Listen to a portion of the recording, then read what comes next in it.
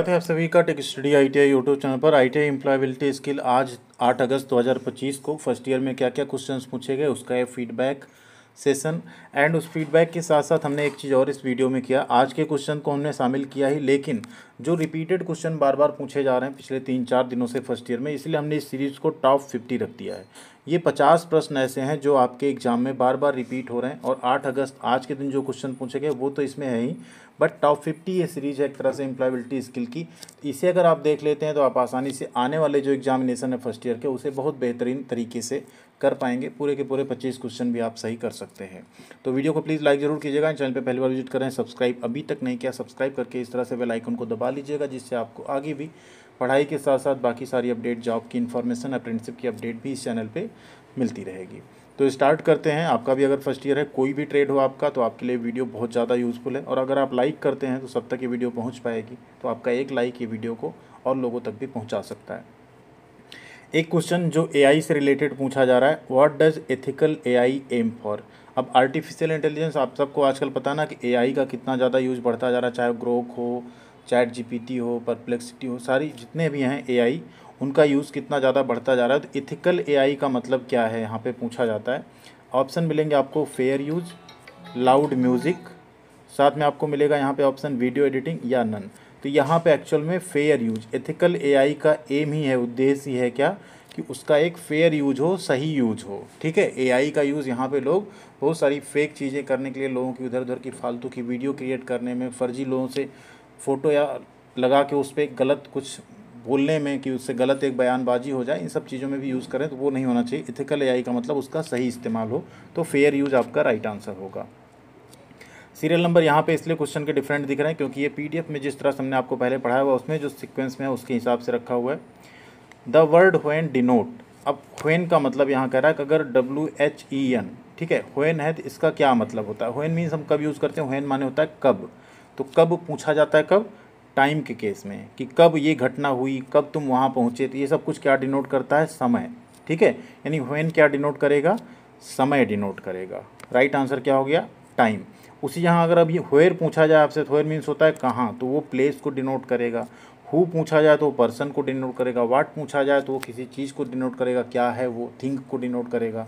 तो यहाँ पे आपका व्हेन जो है टाइम को डिनोट करता है, ये आप लोग ध्यान रखिएगा। एक क्वेश्चन जो बार बार आ रहा है, डेबिट कार्ड है हाउ मेनी नंबर। जो ATM या डेबिट कार्ड होता है, इसको आधार कार्ड मत समझना, डेबिट कार्ड है। डेबिट कार्ड में कितने नंबर होते हैं, 16 होते हैं। आधार कार्ड में आपके कितने होते हैं, 12। तो डेबिट कार्ड में 16 नंबर्स होते हैं। ये आपका यहाँ पे राइट आंसर हो जाएगा। ठीक है, एक क्वेश्चन जो कई बार पूछा जा रहा है ये भी, identify the odd one, green pollution, noise pollution, water pollution या एयर पॉल्यूशन। राइट आंसर है ग्रीन पॉल्यूशन यहाँ पे। ठीक है, बाकी सारे पॉल्यूशन होते हैं, ग्रीन पॉल्यूशन एक्चुअल में कोई पॉल्यूशन नहीं होता, इसलिए यहाँ पे सही है। ऑड वन मतलब होता है इन सबसे अलग। ठीक है, चारों में सबसे अलग कौन है, तो ये तीनों तो पॉल्यूशन, प्रदूषण है, बट ये नहीं है, इसलिए ये अलग है। नेक्स्ट है, देखिए, what helps you to suggest video on YouTube. YouTube पे आप जो वीडियो देखते हैं, आप देखते होंगे आपकी टाइमलाइन पे, आप कुछ नहीं भी देखें तो कुछ वीडियो सजेस्ट होते रहते हैं कि आप इनको देखिए। तो वो वीडियो आपकी वॉच हिस्ट्री के बेसिस पे सजेस्ट होते हैं कि आप कौन से वीडियोस पहले देख चुके हैं, उसके अकॉर्डिंग आपको जो है वीडियो सजेस्ट किया जाता है। तो यहाँ पर आपका राइट आंसर हो जाएगा वॉच हिस्ट्री। नेक्स्ट क्वेश्चन एक पूछा जाता है काफ़ी कई बार, curriculum vitae CV is also known as. Curriculum vitae या विटे को हम और किस रूप में जानते हैं, इसी को हम लोग रिज्यूम भी कहते हैं या रिज्यूमे भी कहते हैं। राइट आंसर क्या हो जाएगा, रिज्यूमे। ऑप्शन नंबर A यहाँ पे आपका सही है। अब रिज्यूमे से रिलेटेड कई क्वेश्चन जो है पूछे जाते हैं, यहीं पे हम आपको बताते हैं। एक पूछा जाता है रिज्यूम आपका कैसा होना चाहिए, तो एक होना चाहिए उसका आंसर होता है शॉर्ट एंड प्रिसाइज। क्या होना चाहिए, शॉर्ट एंड प्रिसाइज, ठीक, छोटा और संक्षिप्त। एक और पूछा जाता है कि आप मान लीजिए आपका जो रिज्यूमे है, उसके बाद आप कहीं रिज्यूम भेजते हैं, रिज्यूम आपको भेजना, उसके साथ आप क्या बनाएंगे, तो आप एक कवर लेटर बनाते हैं। क्या बनाते हैं, कवर लेटर बनाते हैं। तो ये भी कई बार आपसे पूछा जाता है। ठीक, एक और पूछा जाता है कि date of birth, mobile number, address, ये सब रिज्यूम के किस सेक्शन में रखा जाता है, तो ये सब आपका रखा जाता है पर्सनल डिटेल वाले सेक्शन में। ठीक है, ये भी कुछ क्वेश्चन पूछे जाते हैं। एक और क्वेश्चन जो कई बार रिपीट हो रहा है, fill in the blank with correct future tense. अब देखिए यहाँ पहले से बोल दिया गया फ्यूचर टेंस, और फ्यूचर टेंस है भी कह रहा है be to the zoo after breakfast, मतलब ब्रेकफास्ट के बाद वो चीज़ होनी है। अभी ब्रेकफास्ट होगा, उसके बाद वो लोग कहाँ जाएंगे, जू। जू माने चिड़ियाघर। तो फ्यूचर टेंस भरना है, तो यहाँ फ्यूचर टेंस कौन सा है, will go. We will go to the zoo after breakfast, क्योंकि went, are going and had gone future tense नहीं है यहाँ पे। वेंट आपका पास्ट टेंस हो जाएगा, आर गोइंग आपका प्रेजेंट कंटिन्यूअस टेंस हो जाएगा और हैड गॉन आपका पास्ट में चला जाएगा, इसलिए यहाँ पे विल गो आपका राइट आंसर है। एक और क्वेश्चन है, which one is not a benefit of the role playing. ये भी क्वेश्चन कई बार पूछा जा रहा है। रोल प्लेइंग, भूमिका निभाने का इसमें कौन सा लाभ नहीं है। एक इससे रिलेटेड क्वेश्चन एक और आता है, रोल प्लेइंग में क्या पॉसिबल नहीं, तो उसमें आपको रियल सिचुएशन जो होती है वो पॉसिबल नहीं, क्योंकि जो आप रोल प्ले करते हैं मान लीजिए किसी चीज़ का, तो आपको पता होता है आप रोल प्ले कर रहे हैं, जबकि वो रियल केस नहीं होता है। तो रोल प्लेइंग का बेनिफिट कौन सा नहीं है, तो वो है यहाँ पे डेवलप बोर्डम। क्या बोल रहा है कि रोल प्लेइंग का बेनिफिट नहीं है। देखिए रोल आप प्ले करेंगे, मान लीजिए आप एक इंटरव्यू का रोल प्ले कर रहे हैं, मॉक टेस्ट दे रहे हैं, आप मॉक प्रैक्टिस कर रहे हैं, तो उससे आपका आत्मविश्वास बनता है, आपकी लिसनिंग स्किल अच्छी होती है, आप क्रिएटिव प्रॉब्लम सॉल्विंग आपकी स्किल भी अच्छी होती है। ठीक है, अगर आप रोल प्ले कर रहे हैं किसी चीज़ का उस केस में, बट उससे बोर्डम नहीं होता, मतलब बोरियत नहीं विकसित करता, इसलिए ये बेनिफिट नहीं। ये तो तीनों उसके बेनिफिट हैं, बट ये बेनिफिट नहीं है उसका। डेवलप्स बोर्डम जो है उसका बेनिफिट ना होके क्या है, उसकी हानि है एक तरह से। ठीक, तो राइट आंसर हो गया आपका डेवलप्स बोर्डम। इसको थोड़ा सा ध्यान से देखिएगा, नहीं इसमें आप गलती कर सकते हैं। द एक्सपेंशन ऑफ रोम, अब रोम का फुल फॉर्म पूछा जाता है। देखिए दो तरह की आपकी मेमोरी होती है, एक होता है रैम जिसे हम रैंडम एक्सेस मेमोरी बोलते हैं, एक होता है रोम जिसे हम रीड ओनली मेमोरी बोलते हैं। तो रोम का फुल फॉर्म क्या हो गया आपका, रीड ओनली मेमोरी। क्या हो गया, रीड ओनली मेमोरी। ये आपकी क्या है, प्राइमरी मेमोरीज हैं कंप्यूटर की। नेक्स्ट है question, what is the cell address of fourth row and fourth column. यहाँ बात हो रही है MS एक्सेल की। एक्सेल में इस तरह से रो और कॉलम बना होता है, तो fourth row and fourth column अगर होगा तो उसका हम लोग नंबर जो लिखेंगे क्या लिखेंगे, D4। क्या लिखेंगे, D4। ठीक है, जो यहाँ पे रो होती 1 2 3 4 इस तरह रहती है, और जो कॉलम होता है ABCD इस तरह से चलता है। तो कॉलम नंबर पहले आता है फिर रो नंबर आता है, तो चौथी रो चौथा कॉलम है तो D4 हो जाएगा, दूसरी रो दूसरा कॉलम है तो B2 हो जाएगा। इस तरह से सेल का एड्रेस बनता है। ठीक है, एक क्वेश्चन ये जो आज पूछा गया थर्ड शिफ्ट में, you withdraw ₹500 from ATM, the ATM machine gives out ₹5000। आप लोग टेलीग्राम पे जरूर जुड़ जाएगा, इसका PDF हम आपको वहाँ पे प्रोवाइड कर देंगे, तो आप लोग इसको भी डाउनलोड करके अपने पास रख सकते हैं। ATM मशीन से आपने 500 रुपये निकाले, बट ATM ने आपको 5000 रुपये दे दिए। इथिकली क्या करेक्ट होगा, मतलब नैतिक रूप से इसमें सही क्या है। मेक ए कंप्लेंट, एक शिकायत करेंगे, टेक द मनी, पैसा रख लेंगे, drop the money near ATM, ATM के पास पैसा छोड़ देंगे, या give the money to the poor, गरीबों को पैसा दे देंगे। इथिकली क्या सही है, इथिकली सही है, आप एक कंप्लेंट करेंगे कि आपने 500 निकाला था 5000 निकल गया। सेम वैसा ही जैसे आप 5000 निकाले और 500 निकले, या आप पैसा निकाले ना निकले तो आप कंप्लेन करते हैं, वैसे ही ज़्यादा पैसा निकलने पे भी आप कंप्लेन करेंगे। नैतिक रूप से आपकी ये जिम्मेदारी बनती है कि आप ये सूचना दें कि गलत पैसा निकला है। ठीक है, तो राइट आंसर हो गया मेक ए कंप्लेंट। नेक्स्ट है, what should come next after selecting the solution in problem solving process. एक समस्या समाधान प्रक्रिया में समाधान का चयन हो चुका है, ठीक है, कि ये सॉल्यूशन है, यही हमको करना है, तो उसके आगे क्या आएगा, जब सॉल्यूशन हो चुका है कि ये सॉल्यूशन है, तो उसके बाद हम उसे करते हैं इम्प्लीमेंट। क्या करते हैं, इम्प्लीमेंट द सॉल्यूशन, समाधान को हम क्या करेंगे, लागू करेंगे। ठीक है, अगला क्वेश्चन है, मोटिवेशन इज कैटेगराइज इनटू, प्रेरणा श्रेणियों में है। मोटिवेशन दो कैटेगरी का होता है, एक होता है इंट्रिंसिक और एक होता है एक्सट्रिंसिक। क्या होता है, इंट्रिंसिक और एक्सट्रिंसिक, यानी आंतरिक और बाह्य, दो तरह के मोटिवेशन होते हैं। Next question, which one is an email etiquette. Email शिष्टाचार कौन सा है, ईमेल को छोटा रखें, keep email short, send virus infected mail, forward false message, या यूज़ ऑल कैप्स और small letter in email. Right answer है कीप ईमेल शॉर्ट, ईमेल को छोटा रखें।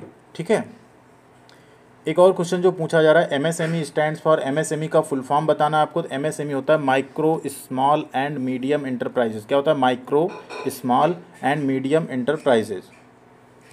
नेक्स्ट जो क्वेश्चन पूछा जा रहा है, the expansion of SIDO, SIDO SIDO का विस्तारित रूप क्या है। सीडो का विस्तारित रूप है स्मॉल इंडस्ट्रीज डेवलपमेंट ऑर्गेनाइजेशन। क्या होता है, स्मॉल इंडस्ट्रीज डेवलपमेंट ऑर्गेनाइजेशन। अगला क्वेश्चन है, which investment is considered for deciding the status of manufacturing enterprises. विनिर्माण उद्यमों की स्थिति तय करने के लिए किस निवेश पर विचार किया जाता है। तो स्टेटस यहाँ ये होता है जो मैन्युफैक्चरिंग इंटरप्राइज है वो कैसा है, माइक्रो स्मॉल या मीडियम क्या होगा। तो जो प्लांट और मशीनरी की टोटल कॉस्ट होती है, ठीक है, किसकी, प्लांट और मशीनरी की, उसे हम लोग डिसाइड करते हैं कि ये कैसा एंटरप्राइजेज है, माइक्रो है, स्मॉल है या मीडियम है। Next, Rahul enjoys space with his pet dog. Rahul अपने पालतू कुत्ते के साथ स्पेस लेता है। तो यहाँ क्या आएगा, एंजॉयज प्लेइंग, राइटिंग, डूइंग या वॉशिंग। अब धुलाई, डूइंग या राइटिंग तो हो नहीं सकता, पेट डॉग के साथ क्या कर सकते हैं आप, खेल सकते हैं। तो यहाँ प्लेइंग राइट आंसर हो जाएगा, Rahul enjoys playing with his pet dog. Next question है, I am a welder I work with. मैं एक वेल्डर हूँ, मैं इसके साथ काम करता हूँ। अब अगर आप एक वेल्डर हैं तो आप किसके साथ काम करेंगे, नेल पॉलिश बिल्कुल नहीं, रोबोट बिल्कुल नहीं, लैपटॉप बिल्कुल नहीं, किसके साथ, वेल्डिंग टूल्स। राइट आंसर क्या होगा, I am a welder I work with welding tool, यहाँ पे आपका राइट आंसर हो जाएगा। नेक्स्ट एक क्वेश्चन जो पूछा जा रहा है आपसे, full form of GST. GST का पूरा रूप क्या होता है, तो वो होता है आपका गुड्स एंड सर्विस टैक्स। क्या होता है, गुड्स एंड सर्विस टैक्स, ये आपका राइट आंसर हो जाएगा। विच one is not an article, इसमें से कौन सा आर्टिकल नहीं है, तो इसमें से आर्टिकल कौन सा नहीं है, इन। ठीक है, आई एन, इन यहाँ पे आर्टिकल नहीं, ए एन दी आपका आर्टिकल होता है। अगला क्वेश्चन है, which one is dos for interview etiquette. Dos इसमें से इंटरव्यू एटिकेट मतलब अगर आप एक इंटरव्यू देने जा रहे हैं तो उसमें क्या करें, डूज क्या सही है इसमें। डूज और डोंट तो होता है ना, डूज होता है क्या करना चाहिए और डोंट होता है क्या नहीं करना चाहिए। तो डूज आपका क्या है, काम अप्रोच। ठीक है, नर्वस नहीं होना चाहिए, अनौपचारिक पोशाक या इनफॉर्मल ड्रेस नहीं पहननी चाहिए, एक्सेसिव ज़्यादा हाव भाव नहीं दिखाना चाहिए। क्या रखना चाहिए, अपना दृष्टिकोण थोड़ा सा शांत रखना चाहिए, अपना अप्रोच थोड़ा शांत रखना चाहिए। ठीक है। नेक्स्ट है, which one is a barrier to speaking. इसमें बोलने में बाधा कौन सी है, तो स्पीकिंग बैरियर होता है आपका नर्वसनेस। अगर आप नर्वस हो रहे हैं तो आप अच्छे से बोल नहीं पाएंगे। अगला क्वेश्चन है, which one is not an essential characteristic to achieve success. कौन सा एक सफलता प्राप्त करने के लिए आवश्यक विशेषता नहीं है। कमिटमेंट तो विशेषता है, इंटीग्रिटी भी है, कॉन्फिडेंस भी है। अनएथिकल वर्क, अनैतिक कार्य करके आप सफलता पाएं, ये कोई ज़रूरी नहीं है, ये आवश्यक विशेषता नहीं है। अगला क्वेश्चन है, as compare to small scale business large scale business require. अब स्मॉल स्केल मतलब छोटे लेवल का जो बिजनेस होता है उसकी अपेक्षा बड़े लेवल के बिजनेस में क्या होगा, ज़्यादा लोगों की ज़रूरत होगी, मोर नंबर ऑफ पर्सन। ठीक है, ज़्यादा लोगों की ज़रूरत होगी, राइट आंसर हो गया मोर नंबर ऑफ पर्सन। नेक्स्ट है, इन SWOT analysis S stands for. अब SWOT का फुल फॉर्म होता है strength, weakness, opportunity, threat. S का क्या हो गया फिर आपका, स्ट्रेंथ। ठीक है, कल भी हमने इसको बताया था, स्ट्रेंथ, वीकनेस, अपॉर्चुनिटी, थ्रेट। ठीक है, ये होता है आपका SWOT। अगला है, is the brain of computer CPU। Central processing unit is the brain of computer, यहाँ पे राइट आंसर है आपका option number C. Next question देखिए, which among the following is not on online payment application. इसमें से online payment application कौन सा नहीं है, गूगल पे है, भीम UPI भी है, बैंकिंग एप्लीकेशन भी है, इंस्टाग्राम नहीं है। कई बार आपको यहाँ पे एक ऑप्शन इंडिया पे का मिलता है, तो आप इंडिया पे लगाएंगे, या इंस्टाग्राम है तो इंस्टाग्राम पे लगाएंगे। इंडिया पे या इंस्टाग्राम आपका ऑनलाइन एप्लीकेशन नहीं है पेमेंट करने के लिए। What does S in smart. अब स्मार्ट का फुल फॉर्म क्या होता है, उसमें S का, M का, इन सब का क्या मतलब है, एक ही क्वेश्चन में जान लीजिए, बार बार हम वो सारे क्वेश्चन नहीं शामिल करेंगे यहाँ पे। S का मतलब होता है स्पेसिफिक, M का मतलब होता है मेजरेबल, A का अचीवेबल, R का रिलेवेंट एंड T का टाइम बेस्ड। याद कर लीजिए, M का भी पूछ सकता है, A भी पूछ सकता है, R भी, T भी, S भी, जो पूछे आप वो आंसर लगा देंगे। ठीक, S specific, M measurable, A achievable, R relevant और T टाइम बेस्ड।